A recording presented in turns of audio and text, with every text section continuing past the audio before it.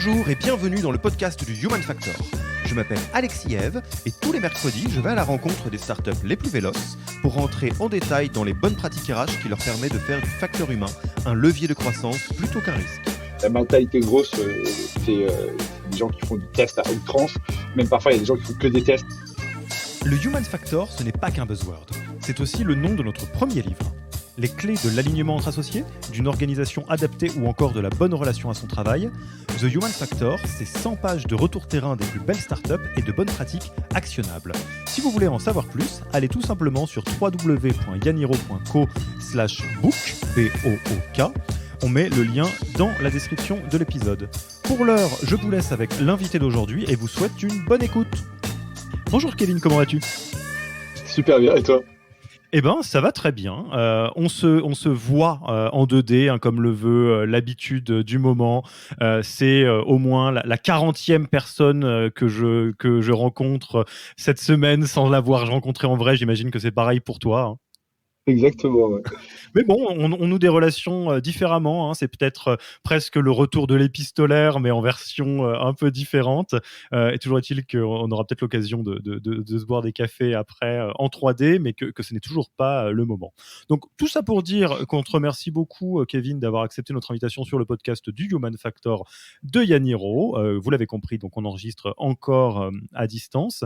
Et comme d'habitude, je vais te laisser à la fois te présenter ainsi que Germinal, que tu feras beaucoup mieux que moi. Ok, top. Déjà, merci beaucoup d'avoir pensé à moi. Moi, en fait, je suis rentré dans le monde des startups par vraiment la plus petite porte. Je suis arrivé dans une boîte de 3 personnes en stagiaire et pendant 4 ans, j'ai fait du gros. On est passé du coup 3 personnes à 60 en 4 ans en autofinancement et à un moment, j'ai eu des velléités d'aller voir ce qui se passait chez les RH et du coup, je suis devenu DRH de chez Germinal, qui est une boîte aujourd'hui à peu près de 25 personnes. On a créé un incubateur qui s'adresse aux entrepreneurs qui veulent se lancer. Notre but, c'est de les accompagner dans la création de leur business de 0 à 1 million. Les particularités de Germinal, c'est qu'aujourd'hui, on est en work from anywhere ou en full remote ou en nanana. Enfin, il y a un milliard de trucs, un milliard de buzzwords là-dessus, mais en gros, on fait du télétravail de où on veut et on partage 40% de l'EBITDA de la boîte, c'est-à-dire des bénéfices avant impôt à l'ensemble des employés. Donc voilà, ça c'est nous. Et alors, c'est ce que je disais à Kevin avant qu'on commence à enregistrer. Moi, j'ai très très hâte d'enregistrer cet épisode parce que ce qui est très drôle, et c'est presque une boucle complète, c'est que les sujets de growth, donc de croissance, sont très nombreux et ils existent et c'est quand même la base de toute startup, que de croître. Et au démarrage, on s'est dit, tiens, il y a beaucoup de choses qui existent, notamment dans les podcasts, sur les sujets de croissance ou d'inspiration d'entrepreneurs. Et on va essayer d'aborder des sujets qui sont moins abordés, comme des sujets RH qui nécessitent tout autant un partage de bonnes pratiques. Et on a souvent présenté le podcast Human Factor comme le Growth Makers des pratiques RH. Et donc là, on retourne sur le growth. En tout cas, dans l'intention, c'est ça. Gabriel, si tu nous écoutes, je te salue. Parce que aujourd'hui, avec Kevin, on a un sujet qui est, moi, je trouve passionnant. C'est qu'est-ce que le growth marketing peut nous apprendre sur les RH? Qu'est-ce que ça veut dire faire des RH comme un growth marketeur? Parce que c'est ce que tu disais. Tu as pris la place de DRH au sein de Germinal avec un background qui a été très teinté par les sujets de croissance, d'automatisation, enfin de tout ce qu'on peut trouver dans le growth. Et du coup, est-ce que tu fais des RH comme un RH ou une RH standard ou comme un growth marketeur? On va le découvrir assez vite. Alors déjà, peut-être la question, on va reprendre les bases. Qu'est-ce que c'est qu'une personne qui fait du growth? Pourquoi est-ce qu'on utilise bien volontiers dans le milieu startup le terme de growth, donc, qui est la traduction directe de croissance, en lieu et place de marketing, commerce, vente, sales, etc. Enfin, qu'est-ce qu'on met derrière ce mot growth? Tu veux qu'on parle de ça pendant 1 heure parce qu'on peut parler de ça pendant 1 heure parce que vraiment c'est les trucs. Tu as quelques minutes. Ah ouais, non, mais ce que j'adore avec ce terme, en fait, c'est que en France, il a été hyper galvaudé, on a mis beaucoup de choses dedans, mais finalement, la mentalité du gros, en fait, c'est enfin, en France, tel qu'il se décrit, c'est faire du marketing en ligne et trouver plein de d'idées de méthodes, de process pour en fait industrialiser son travail, faire en sorte que plein de choses soient automatisées et faire en sorte du coup de permettre de générer de la croissance, donc générer des ventes pour l'entreprise en faisant en fait le travail d'une équipe de 5 marketeurs tout seul. Et ça c'est une des premières forces, je pense. Du growth. L'autre élément, c'est que les grosses, en fait, c'est des gens qui expérimentent tout le temps. C'est des gens qui ont, c'est vraiment une espèce de la mentalité grosse. C'est des gens qui font du test à outrance. Même parfois, il y a des gens qui font que des tests et qui arrivent jamais à créer quelque chose, mais qui aiment juste le process d'aller tester quelque chose et de voir si ça a marché ou pas, d'étudier, d'analyser la donnée, etc. On a tous Euh, fait du A/B testing sur une page de 5 oui, qui avait 5 visiteurs uniques juste pour voir ce que ça donnait au début. Pour le kiff, mais bon, ça arrive exactement. effectivement. C'est vrai que le côté A/B test de mon bouton vert ou mon bouton un peu moins vert, finalement, il se fait pas souvent. Mais quand on est à la Fnac ou Cdiscount, je pense qu'on peut se permettre de faire ce genre de tests qui ont énormément d'impact. Pour moi, le dernier point, c'est vraiment ce truc, encore une fois, dans la mentalité et comment on le vit. C'est en fait, le gros, c'est quelqu'un, ou la grosse, c'est quelqu'un qui fait euh, euh, beaucoup de choses en mode flemmard, donc du coup qui est un peu qui va chercher un peu à faire dès qu'il fait l'action, voir combien de coups elle peut faire le minimum pour le maximum d'impact, etc. Donc il y a un certain pragmatisme tant dans les méthodes de travail au quotidien que dans les process mis en place pour aller chercher plus de leads, etc. Mais ce qui est très intéressant dans la définition, c'est que quelque part, si on dépouille complètement tout ce que tu viens de dire, il s'avère que le growth, on le rencontre beaucoup dans le marketing ou dans les sales, mais ça pourrait être n'importe quoi d'autre. Parce qu'en réalité, l'idée derrière le growth, c'est effectivement d'avoir un impact très fort, maîtrisé, avec des efforts qui sont réduits, minimaux ou des contraintes budgétaires. Enfin, en réalité, le démarrage, c'est un petit peu ça. C'est de se dire, on n'a pas beaucoup de capacité, donc comment est-ce qu'on automatise tout ce qu'on peut? Comment est-ce qu'on arrive à faire beaucoup avec pas grand-chose? Et du coup, la question qu'on peut se poser immédiatement, c'est qu'est-ce que ça donne côté RH? Parce que c'est pas l'apanage du marketing ou des sales. Ouais, en fait, c'est super brillant ce que tu dis parce que vraiment, moi, euh, quand je suis arrivé sur le poste de RH, en fait, j'avais l'impression d'être déjà hyper équipé parce que j'étais équipé à faire des choses que je savais pas faire, en fait. Et donc, du coup, je me suis mis en mode, OK, j'arrive sur place, c'est quoi la première chose que je vais faire? Déjà, je vais industrialiser tout ce qui est industrialisable. Donc, typiquement, la paie, je vais mettre ça sur Payfit. En gros, finalement, c'est utiliser plein d'outils.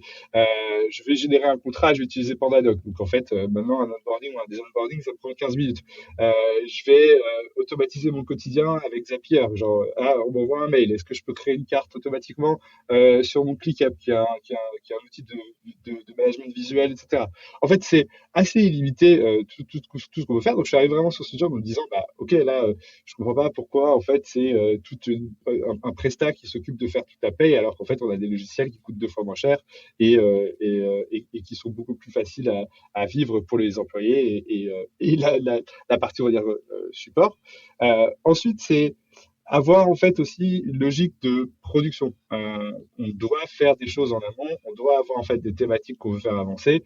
On n'est pas, enfin, c'est un peu quelque chose que j'avais repéré dans certaines boîtes, c'est qu'en fait là où je vois, enfin, ce que j'apporte dans ce nouvel univers des RH, c'est à- avoir vraiment une roadmap, me considérer un peu comme un produit, comme quelqu'un qui doit créer des choses. Donc j'ai mon quotidien et après j'ai les choses que je dois faire évoluer dans la boîte tous les jours. Typiquement tout ce qui va être OKR, euh, euh, travailler sur la qualité des one-on-one, reprendre la rémunération, etc. Toutes ces choses-là où en fait genre, nous on essaie de tout refaire de zéro parce qu'en fait on ne sait pas comment font les gens. Et donc c'est ça qui est aussi un peu marrant chez Germinal, c'est que comme j'ai pas, enfin comme personne d'expérience en RH, on ne sait pas répliquer, donc on recrée et on s'inspire de choses qui existent. Euh, et, euh, et donc voilà.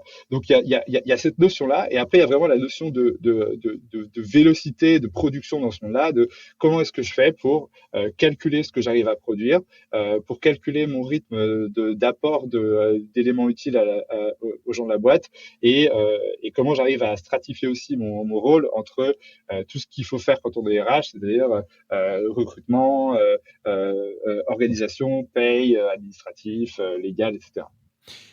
Alors déjà, rien qu'à cette étape-là, on a envie de s'arrêter sur absolument tout. Enfin, moi, j'ai envie de m'arrêter sur absolument tout.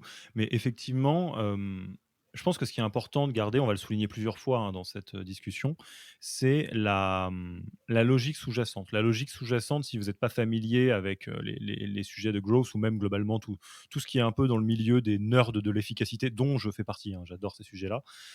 Les sujets un peu la grande famille 25e heure, quoi, un livre qui a été écrit, un peu un pur Ouais, produit startup.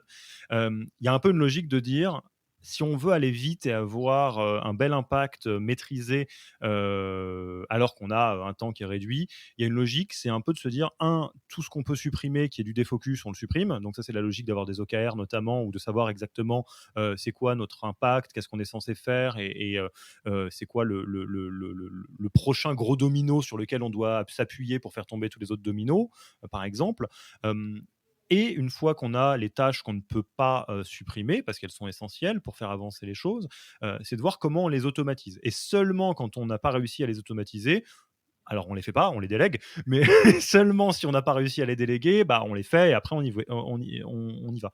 Mais peut-être si on reprend ce canevas-là, comment toi t'appliques de manière précise chez Germinal ces deux premières étapes, c'est-à-dire la partie focus, donc comment est-ce que on supprime des choses inutiles, est-ce que c'est limité aux OKR ou est-ce qu'il y a d'autres choses, et sur la partie automatisation, tu as parlé donc de certains outils comme Payfit, Pandadoc et puis plus généralement Zapier pour connecter des choses. Il y a beaucoup de choses qui existent en no-code. On n'est pas obligé d'être un profil tech pour être capable de faire des choses intelligentes. Est-ce que tu peux juste nous faire une vision globale de ces deux premières étapes, donc supprimer puis automatiser. Qu'est-ce qu'il est possible de faire en RH? franchement, à peu près tout aujourd'hui, tu vois. Enfin, ce que tu vas voir, en fait, je pense que moi, mon rôle aujourd'hui, c'est d'arriver et de voir vraiment la logique d'une organisation comme étant quelque chose euh, en fait, ton rôle en tant que RH, il est de gérer des problèmes. Moi, je vais gérer des problèmes et je vais les analyser et je vais trouver des solutions à ça. Et en soi, c'est un rôle très opérationnel. Ça se confond presque avec un rôle de CEO, dans le sens où, en fait, je vais travailler sur l'efficacité de l'équipe et je vais travailler sur le fait de créer une expérience pour cette équipe pour qu'en fait, il soit hyper véloce et qu'il n'y ait pas d'éléments qui viennent les perturber, etc. Bah, Donc, alors, ouais. typiquement, j'ai une question qui me vient, c'est si on est vraiment dans la logique growth jusqu'au bout, c'est quoi ta North Star Metric? C'est quoi la North Star Metric RH? Parce qu'on peut se poser la question. Ouais, moi, c'est un taux de satisfaction, en fait. En gros, toutes les semaines, je veux que mon taux de satisfaction, il augmente. Et j'ai une question que j'envoie toutes les semaines sur 10 points. Et on me répond, on me dit, OK, genre, je suis à 10, je suis à 9, je suis à 8, etc. Et je calcule, en fait, cette moyenne. Couplé avec un espèce de logique un peu comme un score de NPS, tu vois. Comme ça, en fait, tu as et la moyenne et une logique de les gens qui sont très contents et très, très pas contents, en fait, le ratio de ces deux personnes, de ces deux types de personnes-là. Et c'est ça que je regarde tout le temps, en fait, et que j'essaye de constamment faire évoluer. Ok, donc ta North Star Metric, une, c'est l'équivalent NPS interne, ce qu'on peut trouver avec des outils comme Supermood, Office Vibe ou des choses Ou comme ça. l'Ipsum, voilà. Ou Lipsum, effectivement. Et ça, donc, c'est sur la partie vraiment pure interne. Est-ce que tu suis d'autres choses typiquement liées au recrutement ou à l'évolution des profils clés, ou ça, c'est quelque chose qui va retomber du côté des managers, par exemple? En fait, j'ai la responsabilité de mettre sur les managers en fait des méthodes et des logiques. Donc typiquement là les managers en fait ils ont plusieurs éléments à mettre en place. Un, c'est gérer les OKR au trimestre. Deux, c'est voir les gens en one-on-one tous les mois pour voir comment leur donner des meilleurs objectifs, etc. Ensuite, bien entendu, moi j'ai plein de données sur il faut absolument que j'ai un taux de validation des périodes d'essai qui soit hyper élevé, que les gens en fait ne partent pas. Ça c'est un bon indicateur aussi, même si en fait on est assez convaincu qu'il faut parfois faire partir les gens, donc avoir un turnover entre 10 et 20%, on serait OK là-dessus, tu vois. Qu'est-ce qu'on met en fait dans les mains de ces personnes-là? C'est aussi de la documentation. Donc, je passe beaucoup de temps en fait à dire aux gens en fait, voilà comment vous devez être efficace. Et les leads en fait sont un peu des champions de ces pratiques-là. Typiquement, chez nous, on travaille en deep work, donc tout le monde doit avoir des moments où ils vont travailler pendant 3 heures sans être interrompu. Tout le monde doit fermer ses notifications. On attend à la fin de la journée. À la fin de la journée, on a zéro mail dans sa boîte mail. Ça veut pas dire que tu as répondu à 100%, ça veut dire qu'au moins tu t'es mis des reminders pour plus tard, etc. Mais en fait, tu dois la traiter là-dessus. En fait, on a plein de techniques qui nous permettent juste de travailler dans les meilleures conditions. Et ça, c'est pour la partie vraiment très industrialisation enfin, productivité, tu vois.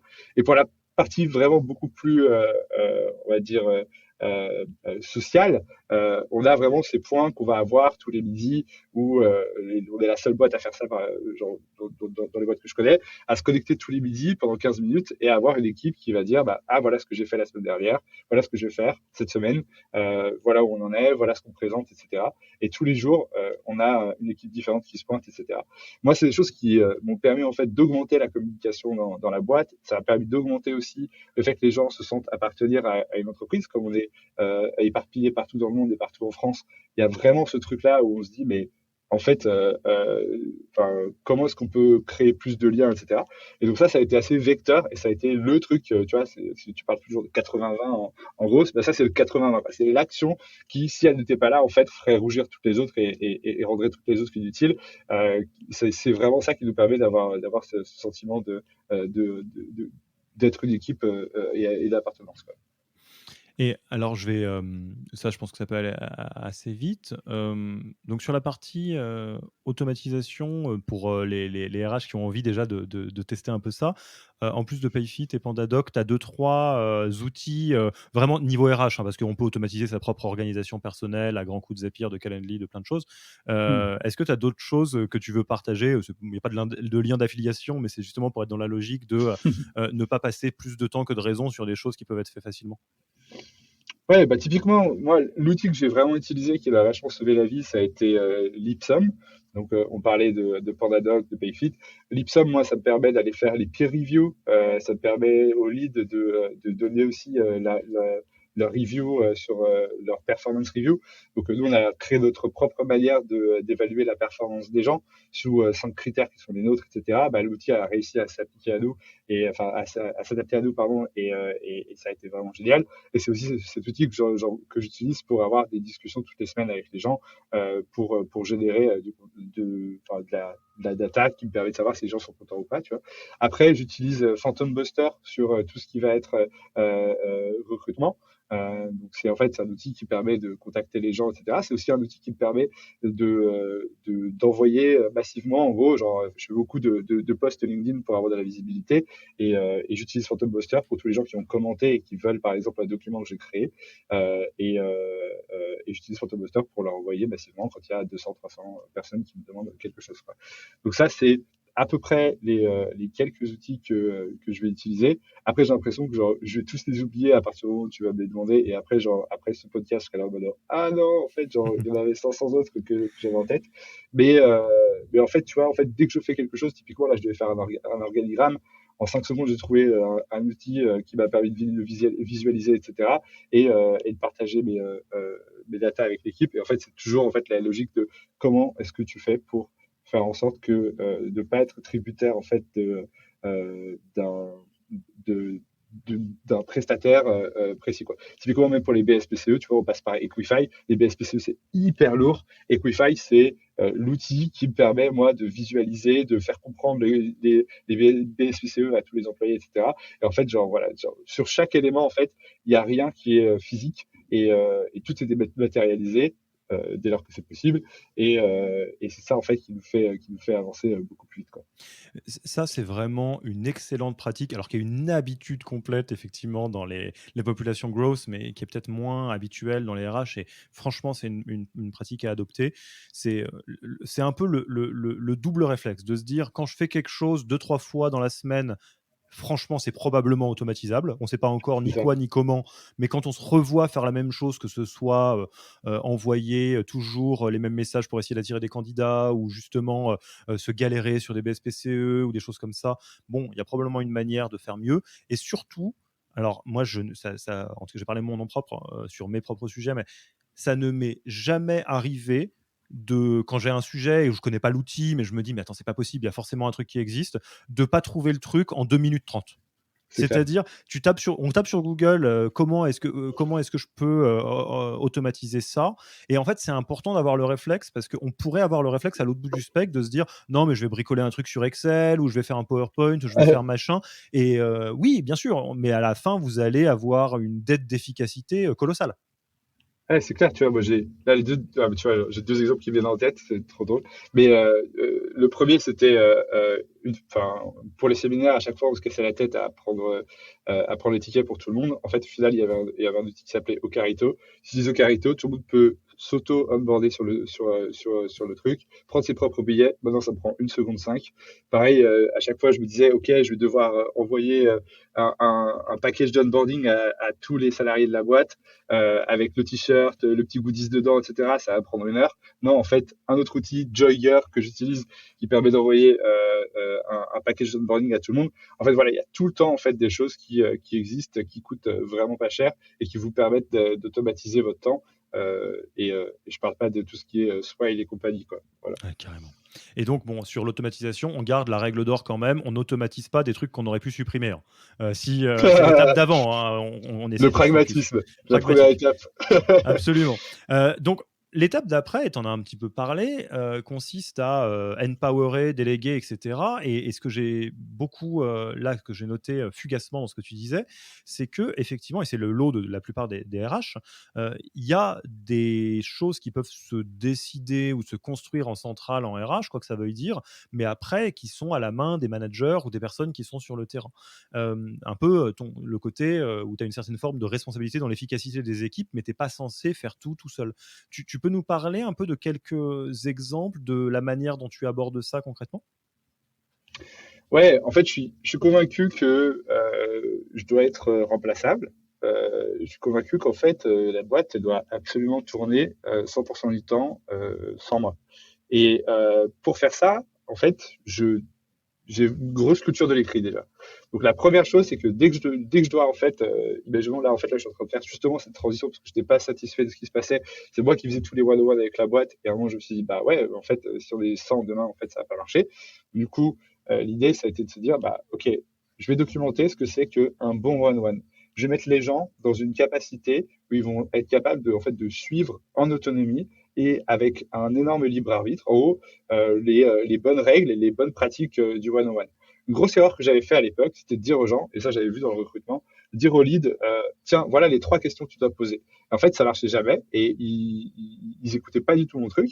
Et en fait, quand j'ai changé le truc en disant, mais en fait, ce que tu vas pouvoir faire, enfin là, c'est dis-toi plutôt 3 choses. T'as plutôt 3 règles du jeu et tu joues au jeu comme tu veux. Et donc les 3 règles du jeu, c'est tu dois absolument poser des questions qui sont tout le temps les mêmes pour pouvoir comparer. Tu dois absolument faire en sorte que chaque personne soit prise le même nombre de temps, etc. Enfin bref, voilà. Je disais un peu quelles étaient les règles du jeu et je les laissais jouer. Et en fait, là, c'est exactement ce qui se passe sur les one-on-one, c'est que je donne toutes les informations aux gens pour qu'ils soient capables en fait de prendre les meilleures décisions. Moi, je fais le travail en fait d'aller agréger des données, de prendre mon expérience et d'aller faire les bonnes lectures pour pouvoir leur dire voilà comment un bon one-on-one se déroule. Après, je vais voir les gens de la team, je leur dis qu'est-ce que vous voudriez que les one-on-one soient. Et une fois que tout ça c'est fait, les leads en fait, je vais les accompagner pendant quelques temps en venant à leur propre one-on-one, en leur faisant des feedbacks. Et une fois que ça sera fait, on verra en gros comment le truc sera mis en place, etc. Mais ça, en fait, à chaque fois, c'est beaucoup de temps. Je prends beaucoup de temps à en gagner, en fait. Et ça, en fait, dans 6 mois, ça va me permettre juste de dire, ah, Head of Sales, tu galères avec ton équipe, bah, va voir l'équipe de tech, va voir comment ils organisent leur cérémonie et leur organisation de la semaine, parce que eux, ils ont compris un truc que tu n'as pas compris. Et après, c'est vraiment ce truc de laisser les gens s'auto-coacher entre eux, et toi, être là pour aller grappiller l'information de ce qui s'est dit, pour savoir qui est bon et qui ne l'est pas, et comment tu peux les aider, et comment aussi ton langage peut être toujours opérationnel, parce que moi, ça fait pas longtemps que j'ai arrêté d'être opérationnel, donc je sais encore ce que c'est, mais dans 5 ans, je saurai plus. Et en fait, la grande difficulté d'un RH, c'est de comprendre le business et de comprendre en fait comment rendre les gens plus efficaces, etc. Sauf que toi, tu sais jamais comment faire, donc tu dois créer à chaque fois des structures, des process qui permettent aux gens d'être libres et d'utiliser leur cerveau. Et toi, juste vraiment être là pour donner les règles du jeu, donner le contexte, donner la structure, quoi. Voilà comment je fais. Alors, c'est très très lié, cette approche que tu as aux bonnes approches de la délégation en management en général. Et je vous donne juste un moyen mémotechnique très très simple parce qu'il y a des effets de bord qui sont simples à garder en tête et d'autres qui le sont moins. Globalement, quand vous déléguez, que ce soit parce que vous êtes RH et que vous cascadez une responsabilité au manager ou parce que vous avez des équipes, euh, faut éviter deux effets de bord. Faut éviter le micromanagement, bon ça tout le monde le voit bien, et il faut éviter le non-management. Le micromanagement, c'est quoi? C'est quand vous embêtez les gens avec le comment. Faut jamais vous dire aux gens comment faire des choses. Faut leur dire ce qu'on attend d'eux et c'est quoi les règles du jeu. Ce que tu disais, le cadre, et tu l'as bien, c'est ce que tu disais dans les 101. Quand on dit, tiens, tu poseras telle question, puis tu leur feras un sourire comme ça, les gens, ça les embête parce que on est tous adultes et personne n'a envie qu'on lui dicte à la lettre ce qu'il va faire parce qu'on est tous en plus en général assez talentueux. En tout cas, si on a été recruté et qu'on a passé les premières étapes, c'est qu'on imagine qu'on l'est. Donc, il y a beaucoup plus un intérêt à dire, voilà le cadre autour duquel dans lequel on peut jouer. Typiquement, c'est ce qu'on fait quand on définit les valeurs, ou la mission ou la vision. On dit, voilà, c'est ça le cadre de l'aventure. Et c'est ça le résultat qu'on essaye d'obtenir ou d'autres règles du jeu. Donc ça, c'est pour éviter le micromanagement. À l'autre bout du spectre, il y a des gens qui adorent dire moi j'ai aucun mal à laisser de l'autonomie à mes équipes et tout, mais en vrai ils font du non-management, c'est-à-dire ils laissent les gens livrer à eux-mêmes sans les guider du tout, et en vrai s'ils n'étaient pas là ça serait pareil. Et là effectivement ce que tu disais, le fait de passer du temps au démarrage pour s'assurer que tout va bien, faire des points d'étapes réguliers pour finalement laisser la personne être totalement autonome, c'est une bonne approche entre les deux dans la délégation. Ouais, ce que Spotify à l'époque avait appelé l'autonomie alignée. Ils avaient un coach agile qui s'appelait Henri Nibert qui a fait une super vidéo là-dessus. Je vous invite à regarder sur leur fonctionnement, etc. Mais en tout cas, il décrit vachement ce que tu viens de dire. En gros, l'autonomie, c'est ce que tout le monde recherche, mais en fait, ça, t'as besoin d'avoir en fait une vision et quelque chose à suivre. Sinon, en fait, tout le monde, sinon c'est le chaos, quoi, tout simplement. Et alors, ce qui est intéressant, donc tu viens de Tukantoko au démarrage, Je viens de Tucorteco. et on a déjà reçu Kylian donc de Tukantoko dans un de nos podcasts, le podcast sur le leadership en l'occurrence. Et ce qui est frappant chez Kylian, moi je l'avais jamais entendu comme ça, mais ça m'est vachement resté, c'est que si on écoute Kylian, il considère que le recrutement, c'est de la vente, c'est pareil. Et que Oui. globalement, tu as juste décalé le sujet, mais de la même manière que quand tu fais du sales ou du marketing, c'est une question inbound, outbound, est-ce que tu vas chercher des clients ou est-ce que tu les fais venir à toi? Quand c'est des talents, c'est pareil. Est-ce que tu vas aller chasser des talents ou est-ce que tu vas les faire venir à toi? Et ce qui est intéressant, c'est que ce que tu dis... Ouais. Non, je suis hyper d'accord. Ah oui, Je d'accord, suis bah hyper oui, d'accord. forcément. Allô Kylian, c'est Kevin, il a déraillé complet là. Mais et, là, pas du tout. Déjà, pas du tout. Je suis pas du tout d'accord avec ça. et ce qui est intéressant, c'est que dans l'approche que tu as décrite, tu as vraiment gardé ça, enfin je ne sais pas si tu l'as gardé ou si vous l'avez construit, mais en tout cas c'est aligné par rapport à ce qu'on trouve chez Tukantoko, de la logique de dire que pour vous, les candidats, les anciens employés, c'est à la fois des gens à aller séduire, mais aussi des ambassadeurs, comme on pourrait avoir une logique de referral dans de la vente, tu vois tes équipes comme des utilisateurs à séduire en mesurant ton churn pour t'assurer que le NPS soit bon. Enfin, il y a vraiment une philosophie générale des RH et donc de comment on gère l'interne qui est très proche de cette logique growth. Donc, comment est-ce que cette philosophie vient créer des arbitrages, des choix, des rituels? Ouais, alors c'est clair que Kylian, c'est mon mentor, hein, donc il m'a tout appris. Et forcément, j'ai vraiment derrière. Enfin, il avait une philosophie à laquelle j'adhère vachement et que j'ai appliquée non seulement au recrutement, mais au RH dans sa globalité. En fait, c'est cette logique d'aller générer de la donnée pour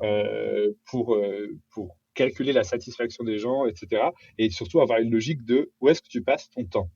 Si tu as mis si tu travailles comme un bourrin sur ta marque employeur et que, en fait, au final, le premier candidat qui t'écrit, tu lui réponds pas, en fait, tu arrives sur en fait, juste quelque chose qui n'est pas logique, tout simplement. Et moi, j'entends beaucoup de gens qui me disent, enfin, tous mes potes me disent, mais en fait, on me répond pas, on m'a pas répondu dans les 2 semaines, etc. Nous, on répond à 100% des candidats dans les 2 jours. Et j'ai honte quand je suis au 3e jour et je suis là, je suis désolé, on a eu énormément de retard. J'explique à la personne pourquoi j'étais en retard parce qu'en fait, c'est vraiment c'est vraiment quelque chose que moi, j'estime être hyper important, c'est créer une expérience utilisateur, créer une expérience candidat. Et moi, en fait, je vois les candidats et les gens dans ma boîte comme des utilisateurs de Germinal.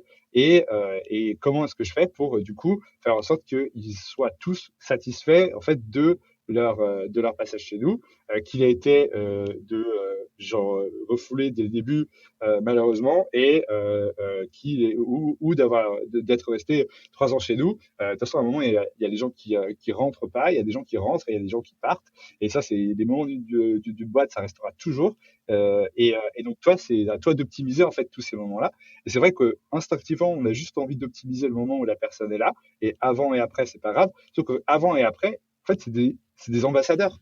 Moi, j'ai des gens qui m'écrivent encore aujourd'hui en me disant merci, grâce à toi, j'ai trouvé le job de mes rêves parce qu'en fait, j'ai fait une formation où je dis aux gens, où je coach les gens, la formation elle est gratuite, et je coach en fait des gens qui savent pas trop bien postuler à bien postuler et à avoir un job en startup.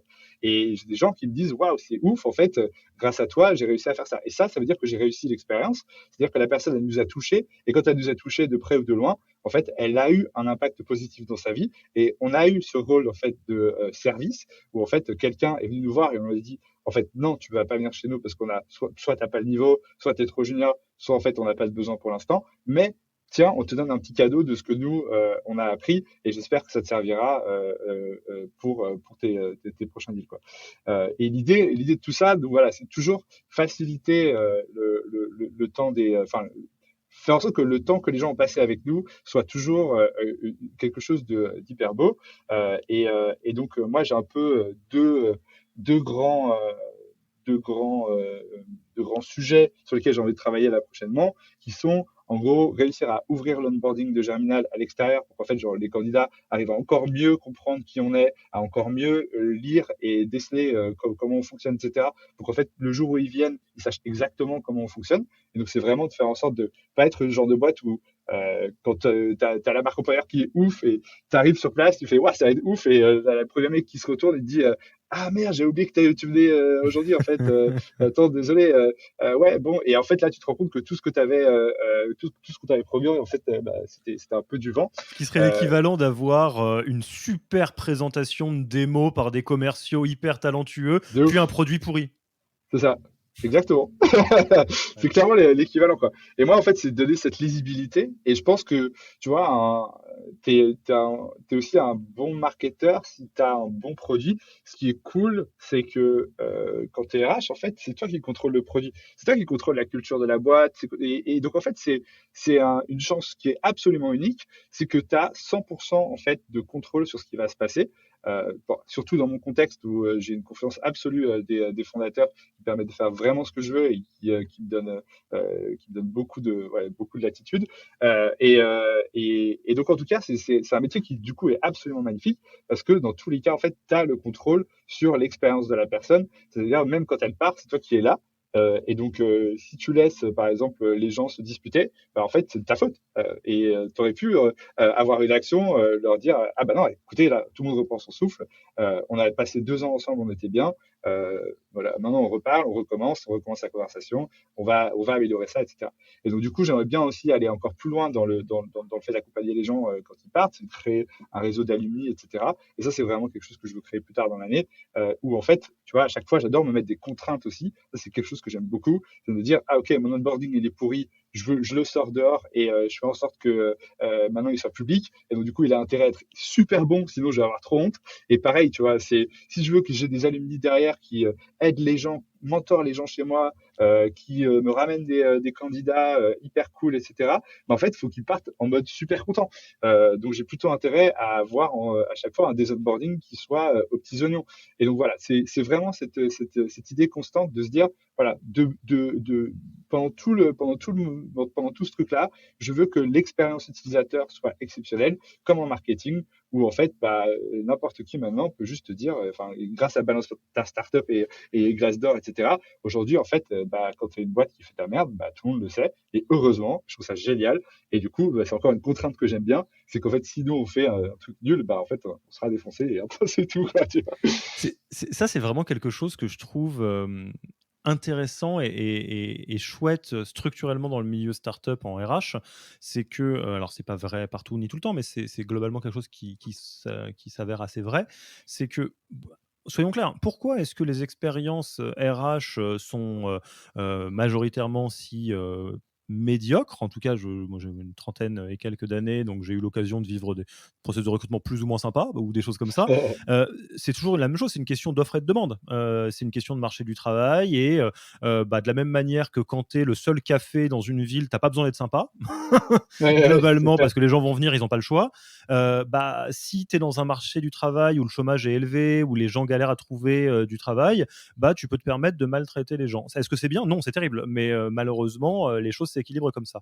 Dans le milieu startup, ce qui est très rigolo, c'est que la plupart des profils de qualité sont archi pénuriques. Les bons devs sont rares, les bons sales sont rares, les grosses marketeurs sont rares, et je te parle même pas de tous les animaux très spécifiques, type je cherche un DRH qui a fait grand groupe puis startup, ou quelqu'un qui a déjà scalé une boîte de 100 à 1000. Enfin bref, tous ces profils de toute façon sont du bon côté de la négociation en règle générale. Et du coup, ça oblige, mais je trouve que c'est très vertueux pour le monde du travail en général, à se botter un peu le popotin, à se dire bah zut, en fait, je dois considérer les gens qui vont rejoindre mon aventure comme je considérerais des clients, parce que de la même manière que les clients peuvent partir chez la concurrence si l'expérience est mieux à l'autre bout du spectre, c'est pareil pour les gens de l'intérieur. Donc c'est juste très simplement ça. Après, ça trouve différentes manifestations de l'automatisation, des choses comme ça, mais à la fin, enfin même pas à la fin, le début du début, c'est ça. Enfin, je sais pas ce que tu en penses. Mais...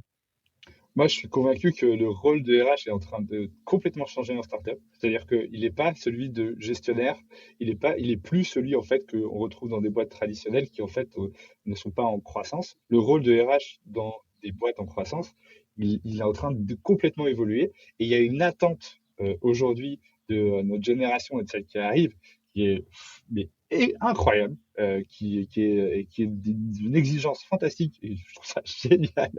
Et du coup, le rôle de RH est de nouveau, parce qu'en fait, il a été à une époque quelque chose de très important. Et pendant longtemps, il a été très oublié à être, tu vois, genre sous les CFO, comme si le CFO savait ce qui se passait pour RH, etc. En fait, bref, tu vois, aujourd'hui, tu regardes dans la majorité des boards, que ce soit dans les grands groupes hein, ou PME ou n'importe quoi, et start-up, en fait, genre, tu as très peu de RH. Et les RH, généralement, ils sont recrutés au bout du 60e employé ou des choses comme ça. C'est déjà hyper rare que dans une boîte de 25 personnes, il y ait un RH comme moi. Normalement, c'est plutôt un recruteur ou une recruteuse.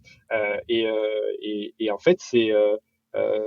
Et donc, mais il y a cette tendance du coup que je vois arriver et je vois en plus de plus en plus en parlant avec d'autres RH en startup qui sont en hyper-croissance où ils me disent mais en fait on voit réellement ce monde changer, on voit réellement l'attente augmenter et je te jure dans 2, 3 ans, 4 ans les boîtes qui vont gagner c'est celles qui auront des expériences uniques à offrir et en fait l'idée c'est qu'on va sortir de ce modèle juste de en fait t'es pas content tu perds de la boîte en fait ce sera plutôt désolé que t'aies pas été content donne-moi des feedbacks pour réussir à pas perdre plus de gens comme toi de ma boîte tu vois.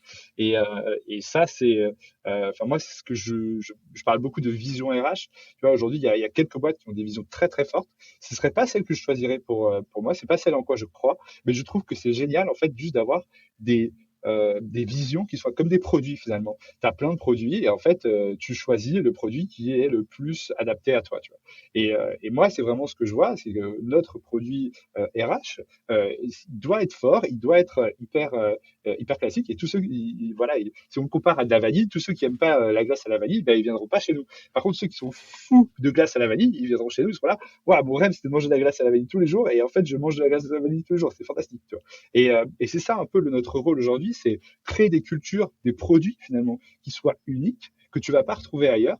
Et après, en tant que RH, crier partout, être en mode haut-parleur pour faire en sorte que les gens soient totalement convaincus, que tu convainques en fait genre 1% des gens qui ont entendu parler de toi, mais que ceux-là, ils soient totalement convaincus. Et moi, il y a une stat que j'ai qui est ouf, tu vois, c'est il y a 97% des gens qui postulent chez nous et qui arrivent en phase finale à qui je fais une offre, du coup, qui disent oui. Et je t'assure que je suis pas un bon sales. Je suis pas quelqu'un qui convainc bien les gens, etc. C'est juste qu'en fait, ils sont déjà convaincus parce qu'ils ont eu accès à toute cette expérience juste avant qui est, en gros, de comprendre qui on est, ils ont compris que notre culture leur correspondait, etc. Et ça a matché avec eux et ils veulent manger la glace germinale tous les jours, tu vois. Voilà. On sent que tu l'as bossé, la métaphore de la glace à la vanille. Mais, Elle vient juste d'arriver et bah, tu la franchement, ressortiras. franchement, elle était parfaite, surtout genre les glaces à la germinale après, ça faisait un peu genre drop the mic, c'est bon, là, je peux partir du podcast. Alors, c'est presque un peu frustrant parce qu'on pourrait en parler pendant très très longtemps, parce qu'il y a à la fois les sujets très pratico-pratiques et les sujets très philosophiques ou de justement philosophie RH. Oui, j'aimerais bien t'entendre sur deux questions précises pour atterrir un petit peu sur cet épisode, que tu prendras dans l'ordre que tu veux, hein. La première, c'est dans ce que tu as fait, parce qu'on a dit la philosophie growth, c'est l'expérimentation. C'est on fait Ouais. quelque chose pendant 90 jours et après on regarde si ça a marché, si ça n'a pas marché. Si ça a marché, très bien. Si ça n'a pas marché, on le met à la benne et on essaye autre chose. Donc la première question, c'est qu'est-ce que tu peux nous dire comme expérimentation que tu as fait qui a hyper bien marché et une qui a trop pas marché? Donc ça, c'est la première question. Et la deuxième, c'est s'il y a des RH qui nous écoutent de start-up ou des founders, s'il y a des founders qui nous écoutent et que vous avez une boîte d'au moins 25 personnes, la réponse c'est recruter un RH. Donc ça, je le dis dès maintenant. Mais qui nous écoutent et qui cherchent un premier pas, un low-hanging fruit pour essayer d'implémenter un peu de la logique growth marketer dans leur RH, quelle serait-elle? Voilà, je te laisse avec ces 2,5 questions sur lesquelles j'aimerais bien t'entendre. Ok, alors une première chose, c'est que j'ai zéro mémoire, donc du Je vais coup te là, je suis en je vais te les reposer. PLS. Allez, Et, expérimentation qui a vachement marché et quel résultat et ouais, qu'est-ce que tu as eu, et expérimentation qui n'a pas marché du tout et quel yes. résultat et quel post-mortem t'en fais. Ok, en fait, je vais te parler de la même parce que je trouve que c'est très très marrant. Je suis désolé, je suis un peu le politicien là, mais je vais te parler de la même parce que elle est, c'est elle qui m'a vraiment fait réaliser que ce que je faisais c'était d'expérimentation. C'est la rémunération. La première chose que j'ai fait, tu vois, ça a été de travailler sur la REM. Je suis arrivé, travailler sur la REM, je suis allé voir les gens, j'aurais dit ah tu en penses quoi, tac tac tac. Hop, hop. Je crée notre grille de REM et là j'arrive et je fais c'est bon. C'est la grille de REM, je vous la donne. Vous pouvez y croire, dur comme fer, tac, tac, tac, allez-y. Drop the Et mic, en il y fait, a le drop saut the de mic. Virgile Ringard dessus, Ah tout va là là, bien. ah là là, c'est ça, ouais, presque ça. Je ne le connaissais pas encore à l'époque, mais c'était presque Virgile de Rangard valide ce Approved. message. Tu vois. et, et c'était hyper pédant, comme dès que tu commences un truc et que tu as l'impression d'avoir tout compris. Et donc, en 3 mois, ça marchait plus parce qu'en fait, je m'étais concentré vraiment sur les hard skills qui, en fait, finalement, notre exigence ne faisait que grandir, comme on est une boîte qui partait vraiment de rien. Et donc, du coup, en fait, tout évoluait. Et donc, des gens qui étaient niveau 1, 3 mois plus tard, ils étaient niveau 7, etc. Enfin, ça marchait pas. Juste parce que, en fait, mon expérimentation avait été hyper théorique.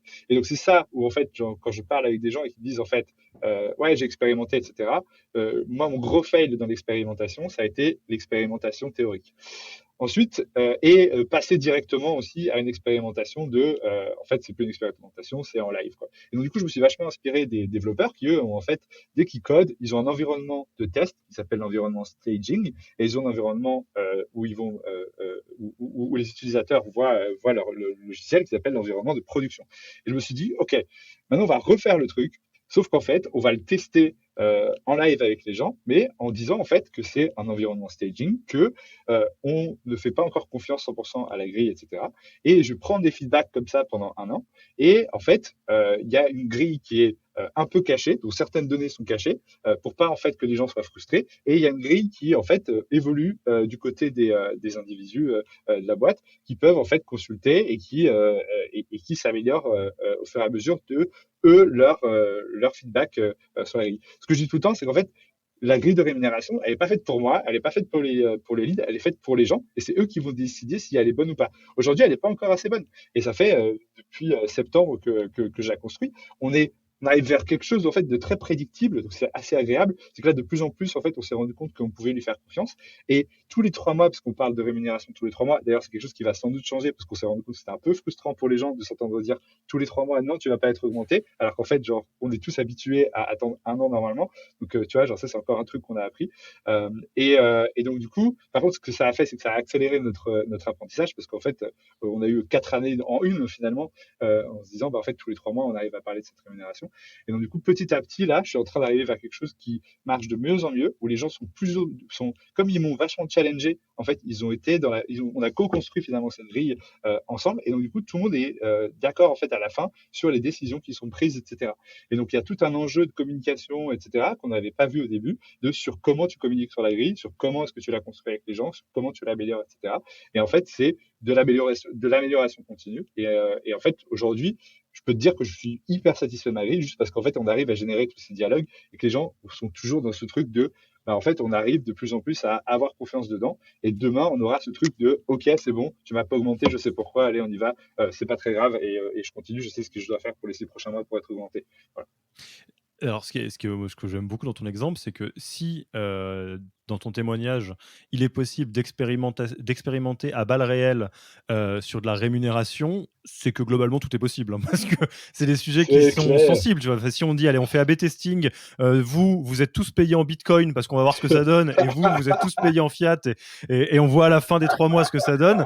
Si ça c'est possible, c'est que je pense que la plupart des choses sont possibles. C'est clair. Non, vraiment, en plus, ça, c'est le truc le plus fou qu'on ait fait.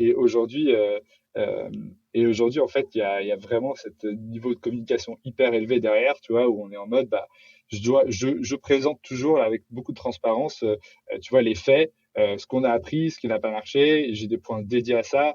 J'ai même créé, en fait, une guilde. Nous, on marche beaucoup par guilde ou par squad, où, en fait, on prend des gens de plein d'équipes différentes et on se dit, là, on a un problème. Le problème, il risque de durer 1 an, donc c'est une guilde où il risque de durer une semaine ou deux, et donc du coup c'est une squad. Et en fait, on va régler ce truc-là. Et donc j'utilise les gens de la boîte là. Il y a 8 personnes qui m'ont dit tu vois, alors, sur 25 qui m'ont dit ouais, je serais chaud de travailler là-dessus, etc. Et donc du coup, en fait, je vais réussir à les monopoliser là les 3 prochains mois pour encore la faire avancer, et jusqu'à ce qu'un jour on me dise, écoute, franchement là. Voilà, là, c'est des broutilles. Franchement, il manquait un S à ton barème dans un mot. C'est ce truc qui manquait. Ok, super, quoi. Et donc voilà. Et alors du coup, là, je vais aider la partie mémoire, hein. Oui, merci. La deuxième question, c'était, voilà, quelqu'un nous écoute, se dit, non mais il a vachement raison, Kevin, en fait, faut que je revoie ma manière de voir les choses. Ça peut être très submergent. Enfin, tu vois, typiquement, on parlait de la Ouais, 25e heure la dernière fois. Si vous avez jamais mis le nez dans l'organisation personnelle et que vous avez allé toute la 25e heure et que vous essayez de tout faire d'un coup, vous risquez de trébucher. Alors qu'en réalité, c'est une philosophie très simple d'organisation de son travail personnel avec plein d'outils qui vont et qui viennent. Donc, c'est plus le fondamental qui sert. Mais pour autant, il y a des fois, ça fait un peu de la magie. Enfin, quand on n'a pas l'habitude de l'automatisation et qu'on se met à Calendly ou à des choses comme ça, on fait waouh, mais en fait, c'est trop cool. ouais. Donc, ma question, c'est un peu quelqu'un qui découvrirait et qui aurait envie de se jeter un petit peu à l'eau. Par où est-ce que tu lui conseillerais de commencer? Est-ce que c'est plutôt du côté philosophique de dire bah, maintenant, essaye de voir les choses comme ça et vois ce qu'il en découle? Ou est-ce qu'il y a des quick wins, des choses faciles à faire qui vont déjà changer la vie et mettre tout le monde dans le goût d'avoir envie d'en faire un petit peu plus? Ouais, en fait, question très ouf. Tu vois, sur la partie automatisation, le gros problème des grosses aujourd'hui, c'est juste que il y a plus un seul moment où la personne a fait un truc sans prendre un outil, tu vois. Et il y a un moment où tu dis, en fait, tu vois, par exemple, en recrutement, moi, il y a un moment où je me suis dit, OK, Phantom Buster, ça m'a permis d'automatiser beaucoup de choses, mais si j'automatise le fait de contacter 500 grosses, mais que dans ces 500, en fait, je peux pas automatiser exactement les profils que je veux, et donc du coup, que je me retrouve à avoir 200 calls avec de 30 minutes avec des gens qui m'intéressent pas beaucoup, en fait, il valait mieux que je le fasse à la main, quoi. Donc il y a un certain pragmatisme à avoir, et il y a vraiment cette logique, en tout cas, de se dire, ok, en tant que RH ou en tant que fondateur, tout ce qui, en tout cas, est compliqué aujourd'hui à comprendre peut être remplacé par un outil. Et donc ça, je pense à Payfit, je pense à Equify, je pense en fait à Swile, à ces grosses maisons qui en fait vous font gagner énormément de temps sur des sujets. En fait, c'est des quick wins, ça c'est sûr et certain. Franchement, moi, je me prends plus jamais la tête sur la paye, je me prends plus jamais la tête sur les tickets resto et tout ça. Et en fait, et les BSPCE, c'est encore un autre truc, mais c'est ouf à quel point ça me fait gagner du temps. Donc, euh, donc voilà, pour moi, il y a vraiment ces gros outils.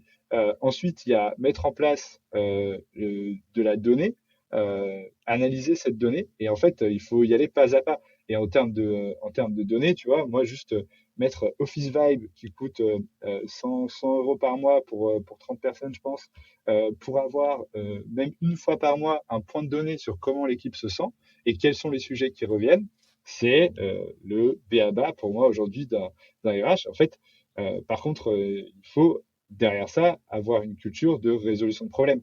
Moi, si un problème dure plus de 2 semaines dans ma boîte, c'est un échec. Donc, je dois absolument être dans ce vecteur-là. En fait, je suis comme un développeur où je me dis, ah, il y a un bug, mes utilisateurs, dès qu'ils cliquent quelque part, ça marche pas. En fait, je vais les perdre.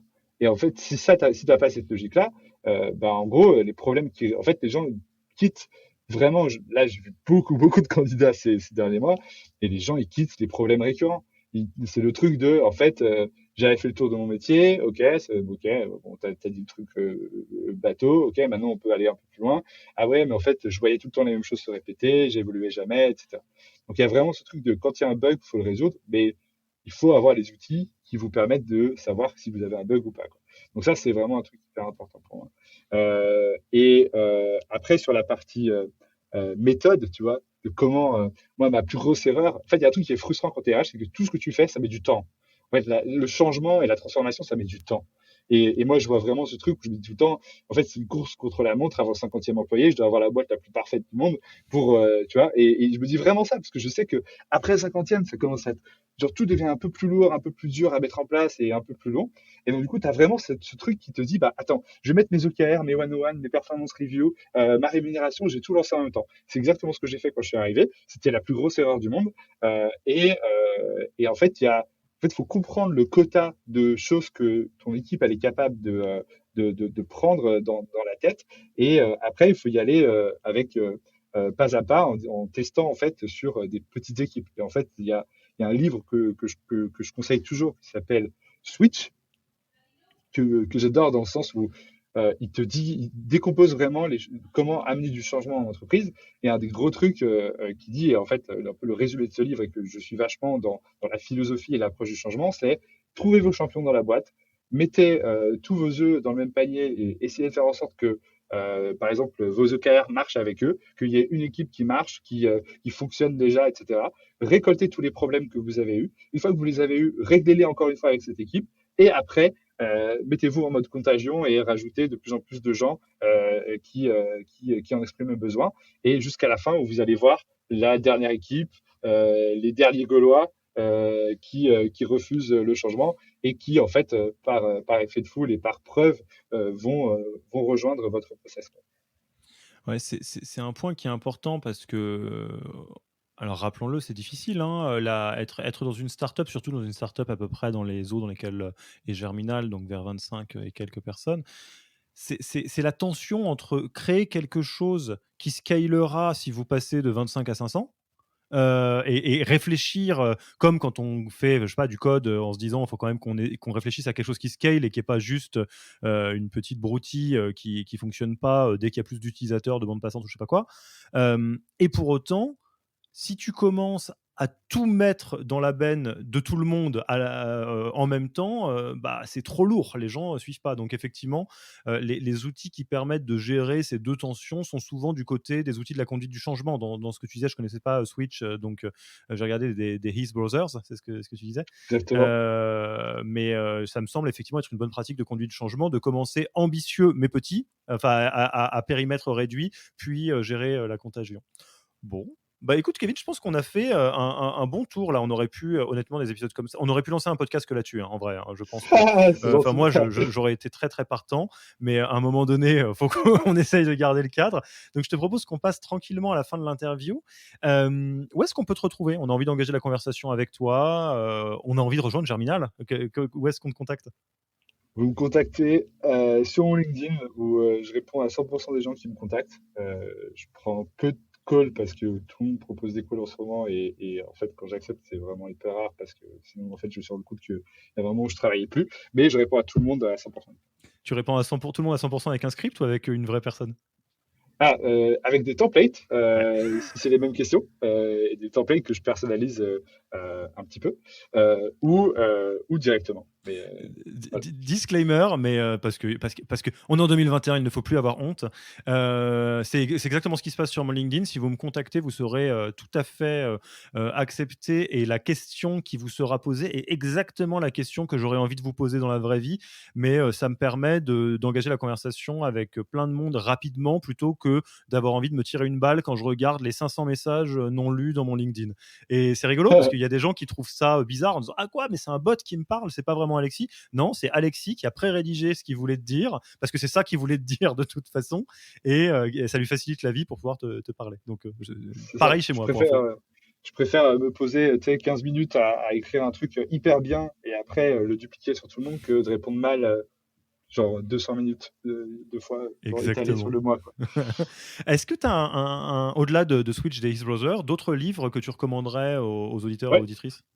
Il y en a un qui est vraiment pour le rôle du RH, c'est Radical Candor de Kim Scott, qui vous explique en fait que nous, les Français, qui sont un peu des fans de la communication indirecte et induite, en fait, qu'il faut un peu se reposer des questions, être un peu plus direct et dire les choses, tout en étant bienveillant. Un deuxième, moi, qui m'a montré en fait que c'était possible de faire les choses différemment, parce que quand on regardait le marché, c'était un peu badant, etc. Mais c'est Reinventing Organizations de Frédéric Laloux, qui est vraiment pour moi le livre de référence si vous voulez apporter d'autres choses dans votre style d'organisation. Euh, voilà, je vous les conseille à fond. Et c'est pas mal. Et je place un message spécial. Bon, ça se passe dans les coulisses, mais il y a des invités qui se disent ah là là, mais est-ce que je présente un bouquin qui est un peu enfin, qu'est-ce qui est déjà passé comme bouquin pour que je présente quelque chose de différent? On peut faire ça. Moi, je trouve ça toujours intéressant de découvrir des nouvelles perles. Switch, je l'ai pas lu, donc je vais le mettre dans ma liste de livres à lire. À l'autre bout du spectre, s'il y a des bouquins que vous avez entendus pour la millième fois, ce qui est le cas pour Radical Candor, pour Reinventing Organization, ce qui serait le cas pour la méthode Who, vous arrêtez ce que vous faites, vous les lisez. À un moment donné, si tout le monde vous dit de les lire, ça vaut le coup de les lire. En tout cas, je les recommande grandement également. Enfin, tu connais notre chère tradition sur ce podcast de passage de relais. Oui. À qui est-ce que tu as envie de passer le micro pour un prochain épisode qui est le ou la RH de startup qui t'impressionne le plus? Moi, c'est la VP People de Shine. Shine, qui est très très belle boîte, qui a fait une belle action de revente à la Sogé, il me semble bien. Et Mathilde fait les choses différemment. Elle est comme moi, elle ne vient pas du monde des RH, mais elle l'est devenue par vocation. Et ce qu'elle fait, c'est ouf. Elle le fait en plus à très grande échelle, à croissance hyper rapide. Donc je ne peux que la conseiller. Eh ben Mathilde, si tu nous écoutes, tu sauras que parmi toutes les personnes de ce monde, c'est à toi que Kevin pense quand on lui demande quelle est la personne la plus impressionnante dans le milieu RH. Et si tu es disponible, tu es la bienvenue dans ce podcast quand tu le souhaites, évidemment.